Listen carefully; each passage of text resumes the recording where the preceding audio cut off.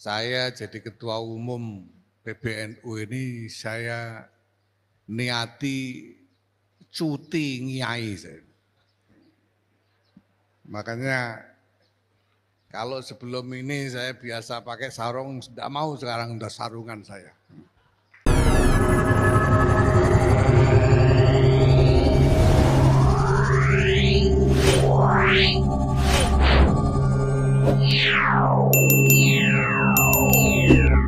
Suriah, pengurus wilayah Nahdlatul Ulama Jawa Tengah, Kiai Ubaidillah Shadaqah, yang saya hormati Syekhul Ma'had, pengasuh pondok pesantren Al-Musyafa', Kiai Mukhlis Musyafa', yang saya hormati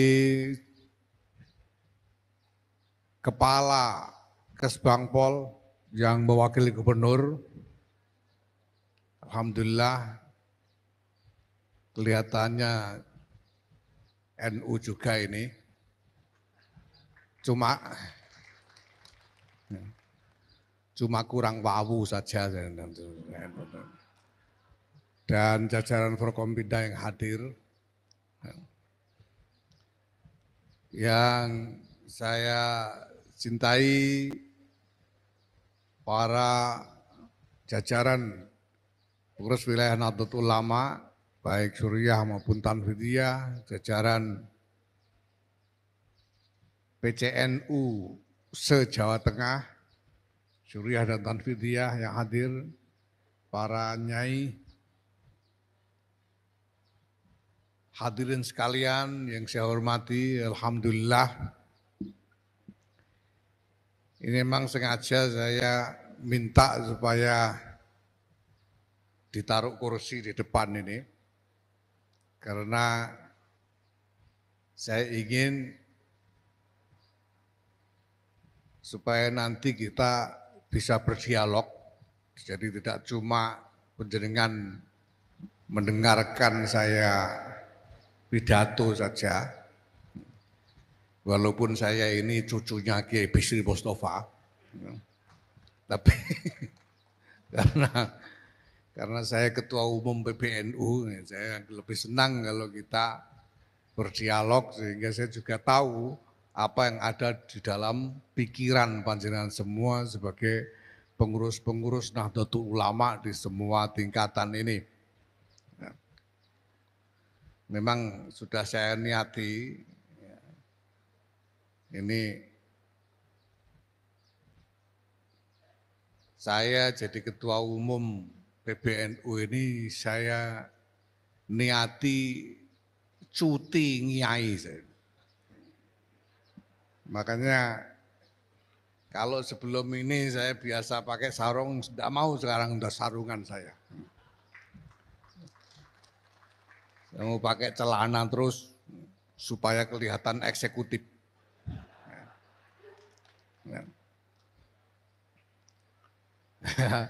Saya juga tidak mau pengajian pokoknya, jangan coba-coba ngundang saya pengajian.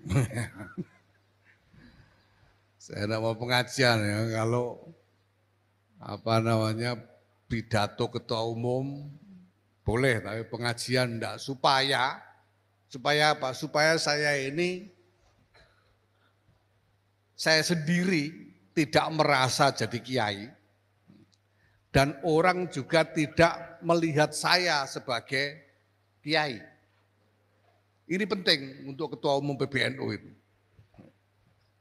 Ya, kenapa?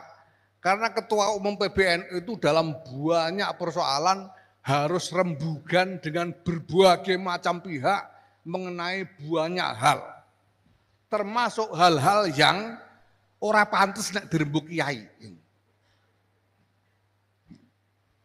Banyak hal yang kalau kiai yang ngerembuk nggak pantas, tapi ketua umum harus mau ngerembuk, itu banyak.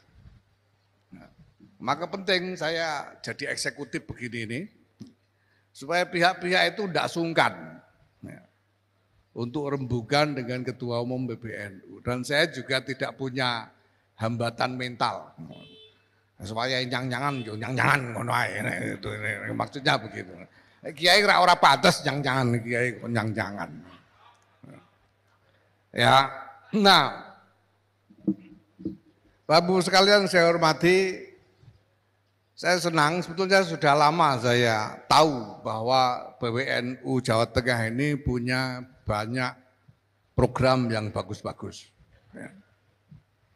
Dan ya saya sebetulnya cukup sering lah komunikasi dengan Pak Muzamil, dengan Pak Huda soal program-program Jawa Tengah ini. Ya. Dan sehingga segala macam gagasan tentang agenda-agenda itu bisa dijalankan secara nasional. Bukan hanya parsial-parsial sebagian-sebagian saja di berbagai wilayah Indonesia ini, tapi bisa dijalankan secara nasional. Jadi gampangannya kalau dari sudut pandang apa yang sudah dilakukan oleh PWNU Jawa Tengah ini, kita ingin supaya yang bagus-bagus dari program Jawa Tengah ini bisa masuk juga ke dalam program nasionalnya PBNU.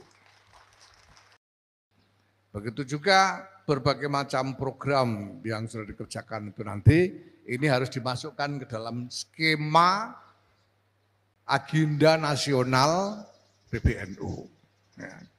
Nah itu berarti bahwa nanti saya kira ada banyak bagian dari inisiatif-inisiatif PWNU Jawa Tengah ini yang akan ditularkan kepada PWNU dan PCNU lain di seluruh Indonesia. Nah di sisi lain tentu nanti juga diperlukan penyesuaian supaya klop antara rancangan di tingkat PW ini dengan rancangan nasional itu jadi klop. Besar Nahdlatul Ulama itu hanya potret-potret kecil saja. Tapi ada keadaan besar yang luar biasa. Ya, ini baru NU. Apalagi negara. Tambah berat lagi bebannya negara. Pilihan-pilihannya itu sering sulit. Dan terpaksa diambil keputusannya karena menghadapi krisis di masa depan. Saya itu terus terang aja, tadinya itu saya kaget juga ada keputusan pemerintah untuk memindahkan ibu kota negara ke Kalimantan Timur. Itu kaget saya. Apa ya sebabnya? Karena saya belum pernah mikir soal itu tadinya. Saya anggap Jakarta itu sudah mapan, sudah tidak perlu dipikir lagi, kira-kira gitulah. Adanya begitu selama ini. Tiba-tiba ada gagasan memindahkan ibu kota ke Kalimantan Timur yang kemudian diberi nama kota Nusantara itu. Tadinya saya kaget, tapi setelah saya pelajari segala seluk-beluknya, saya melihat bahwa ini memang diperlukan. Kenapa?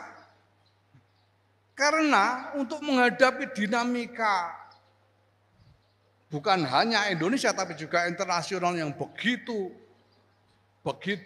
keras nantinya ini diperlukan keputusan-keputusan yang kokoh di tingkat negara. Yang utuh dan kokoh di tingkat negara. Itu yang selama ini saya sebut sebagai koheren. Butuh koherensi. Utuh dan kokoh. Ya.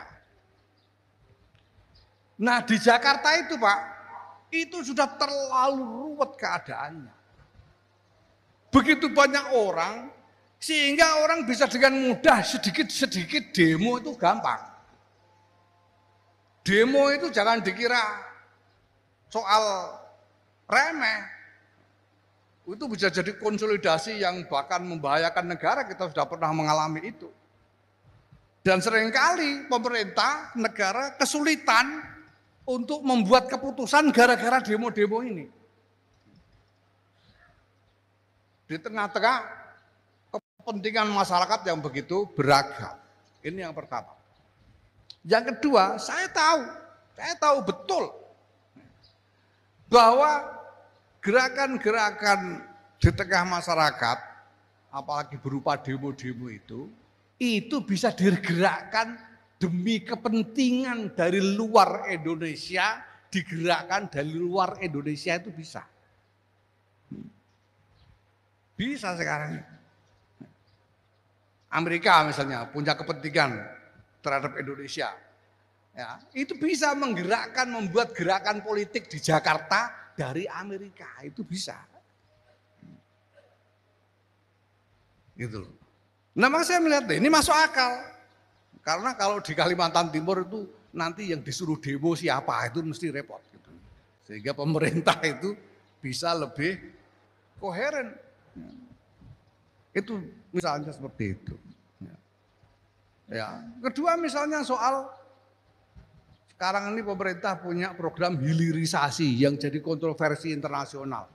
Bahkan diajukan ke pengadilan dagang internasional oleh Jerman. Nah, sekarang pemerintah membuat larangan mengekspor bahan mentah, harus diolah dulu. Ngamuk-ngamuk seluruh dunia. Ini perlunya apa ya? Saya melihat, loh, ini memang tidak harus kita lakukan. Kenapa? Ya.